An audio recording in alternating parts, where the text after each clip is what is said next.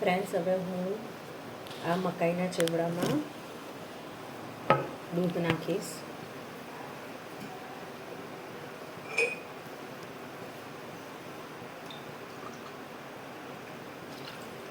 One 100 200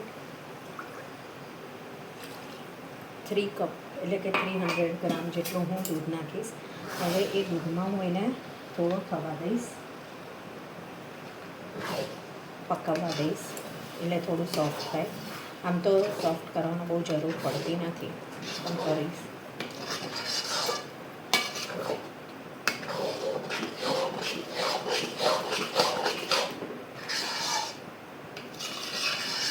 friends, આ મકાઈના ચેવડામાં મેં સૌથી પહેલાં વઘાર કર્યો રાઈ, જીરું, હિંગ અને તલનો. એ તલમાં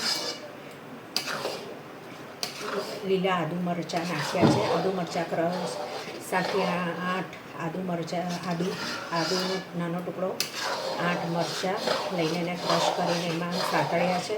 અને પછી એમાં 14 લીલી અમેરિકન લીલી મકાઈનો છીણી છે, છીણીનો. અને પછી એમાં એ બધો માવો નાખી દીધો છે. અને હવે એને પકાવવા દઈશું થોડો, જ્યાં સુધી થાય ત્યાં સુધી આપણે. અને પછી મેં એમાં દૂધ નાખ્યું છે. હવે જ્યાં સુધી પકાય, બધું દૂધ ઓછું ના થઈ જાય ત્યાં સુધી ચેવડાને હું હલાયા કરીશ અને પકાવવા દઈશ. હવે હું આમાં લીંબુનો રસ નાખું છું. 1 સ્પૂન, 1 ટીસ્પૂન, 2 ટીસ્પૂન. ક્વોન્ટિટી વધારે છે એટલે મારે વધારે જરૂર પડશે. 3 ટીસ્પૂન, 4 ટીસ્પૂન. હવે એને હલાવી દઉં.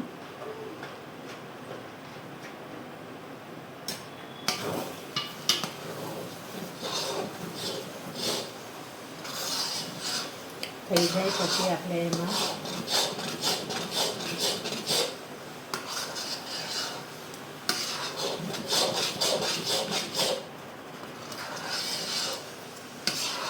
કાજુ અને દ્રાક્ષ તળીને ધીમા સાંકળીને હવે નાખીશું.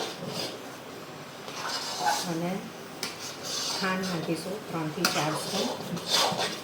ભલે આમાં મીઠાશ હોય પણ થોડુંક મીઠાશ નાખીએ તો સુંદર લાગે છે, સરસ સ્વાદિષ્ટ લાગે છે. સતત હલાવતા રહેજો, મીડિયમ ગેસ પર કરીને.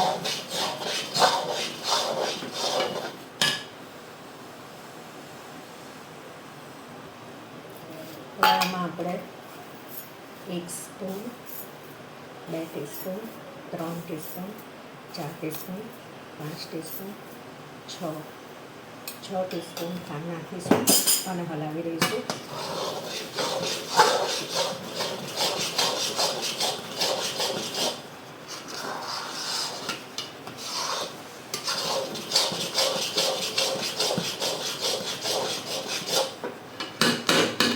બીજી બાજુ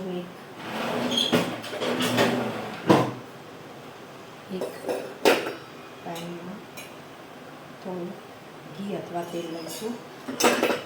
એમાં 12 દ્રાક્ષ અને 12 કાજુને પીસ કરી દઈશું નાના, અને સાંતળી દઈશું.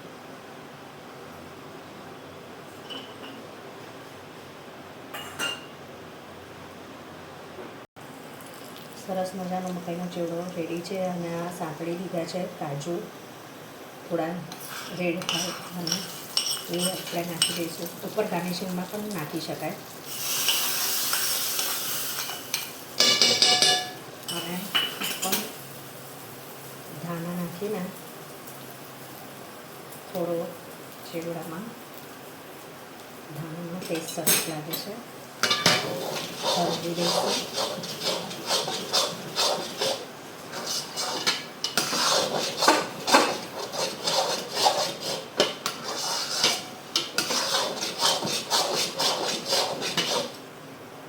સરસ મજાનો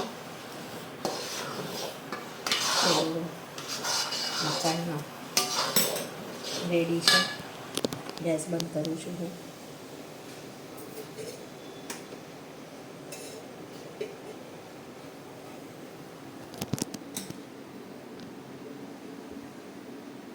થેન્ક યુ.